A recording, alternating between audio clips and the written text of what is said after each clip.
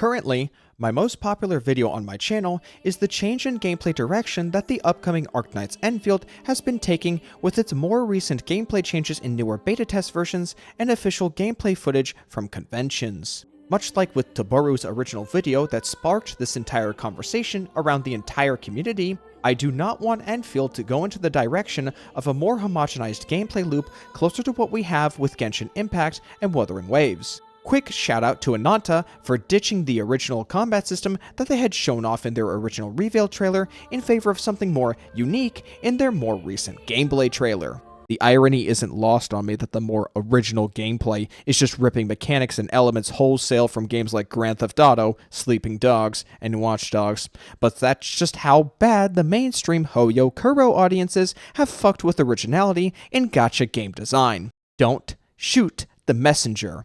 In my video covering the Endfield situation, I tackled the subject matter primarily from a target audience perspective, whereby having a gameplay loop too similar to the competition, Endfield would be actively fighting to draw in an audience that already has a handful of games that already do said gameplay systems and do it much better by way of having action combat design philosophy from the start of development already being out and having more time to finely tune said systems in post-launch updates. What it also does is leave out a completely new audience that was starved for a more Xenoblade Chronicles-like experience in gacha gaming out to dry in favor of continuing the trend of real-time, dodge-focused action slop. Today, I want to talk about a casualty brought on from chasing said dodge-focused action slop: the erasure of tank classes in RPGs. Just so we're all on the same page, including those of you that frame one lock-in DPS heroes in Marvel Rivals, the tank role in RPGs is meant to take the bulk of enemy damage, draw attention away from your squishier allies, and focus on respecting the mechanics that an enemy will throw at you. Many players find enjoyment in the idea of being an impenetrable juggernaut amidst overwhelming forces over simply bursting down opponents in an all-or-nothing fashion. Unfortunately, none of the modern gacha games with a focus on action-based combat systems have managed to squirt out a dedicated tank class with even a 4 out of 10 on actual use in endgame content. Noelle and Taochi from Genshin and Wuwa respectively were about as far as both of those games got before they gave up on the idea of tanking entirely, and ZZZ took the bold move of trying to design an entire archetype around it only for it to come up short as half-measured support characters. Why is that?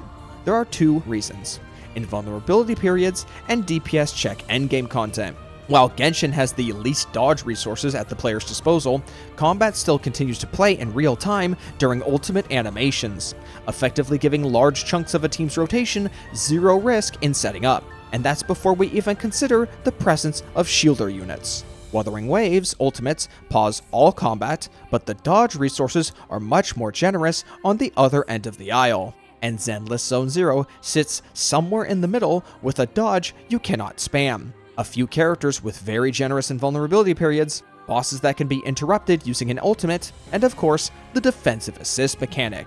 With so many options at the player's disposal that are completely free and accessible by every single character in the roster in most cases, there is no incentive for someone to put currency and resources towards dedicated defensive options when they can simply learn how to use these tools effectively and not only avoid spending pulls and resources, but also have a more satisfying experience by taking down an enemy without said enemy laying a finger on them. Because all of these defensive options are at the player's disposal at all times, gacha game companies are fully aware that a mode with a focus on survivability does not compel anyone to spend any money. That is why modes like Tactical Holograms, the Shiyu Defense Disputed node, and the Standard Battle Tower are one-off fights that do not refresh, as you can't just inflate enemy damage if you're already getting one shot. At which point, the only way to compel players to pull for tank units would be to take away dodges and damage immunity periods, and you and I both know that will never fly with gacha players. This results in the presence of the second major reason. All major forms of endgame content in action gacha games are DPS checks. This should be pretty self-explanatory as to why tanks are dead and buried in action gachas. Tanks are meant to tank, not DPS, and because of all the aforementioned defensive options, you're far better off using those to protect yourself as opposed to sacrificing your team's ability to meet DPS checks by slotting in a tank. The most any of these action gachas attempt to do when conceptualizing an offensive tank is the obligatory counterattack playstyle found on Beidou, Taochi, and Ben Bigger. But these have never worked because the actual counterattack damage numbers are too low and the enemies in these games are just not aggressive enough to facilitate and incentivize counterattack characters. So you just sit there waiting for them to hit you while the clock is ticking down. The exception to this is the more recent boss designs in Zenless Zone Zero, with periods of unrelenting multi-hit attacks. But you're not supposed to counterattack those. You're meant to defensive assist those in rapid succession, primarily to strip a boss's miasma shield. We do not have an issue with Arknights Endfield having a dodge button.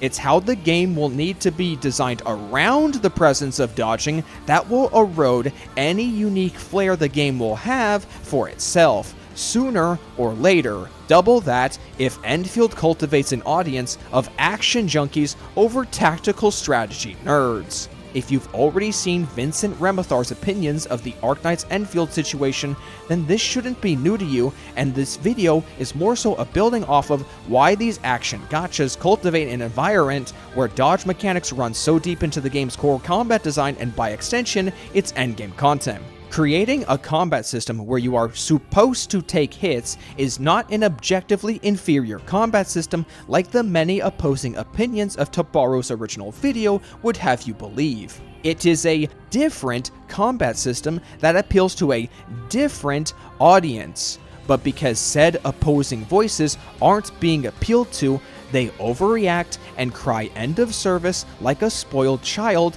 until Endfield eventually bent the knee and told the forever waiting strategy gamers to keep waiting. This close-minded approach to how a game, not just a gacha game, but how a game can have variety that stands out from the crowd is a toxic hellhole that we should have avoided at all cost, but we failed to do so, and now look where it's got us. How can we be the ones gatekeeping Arknights Endfield when those individuals are the ones who pushed for homogenized game design and gate-kept countless newcomers to the space who were looking for an experience reminiscent of a popular Nintendo IP? You know, the very design process that gave you your Genshin Impact, and by extension, your Wuthering Waves? And if you think I'm wrong, then prove it by showing me a viable tank in your Mountain Dew chugging, Dorito shoveling, dodge-oriented action gacha game. But you can't, because the systems in place do not allow them to design the game in that way. And now look what you are doing to Arknights Endfield. To close out the video, I would like to read a quote. One from a very well-known group within the games industry. They're a 10, but they only like playing single-player games. This sentence was uttered in a tweet by none other than Electronic Arts in June 30th, 2022. They're a 10 refers to a 10 out of 10 scale on the attractiveness of someone, and the back end of the comment is a sort of caveat, a negative about the attractive person in question. Obviously, this was EA deciding to, once again, get massive online backlash in their attempts to push people towards their multiplayer live service experiences. And that is how I feel about the conversation with Arknights Endfield. The game is a 10, but I can't dodge as much as I want to. Yet instead of accepting that the game has aspects of it not for them that would appeal to someone else, they would rather nobody else have their fun if they themselves cannot have their own fun.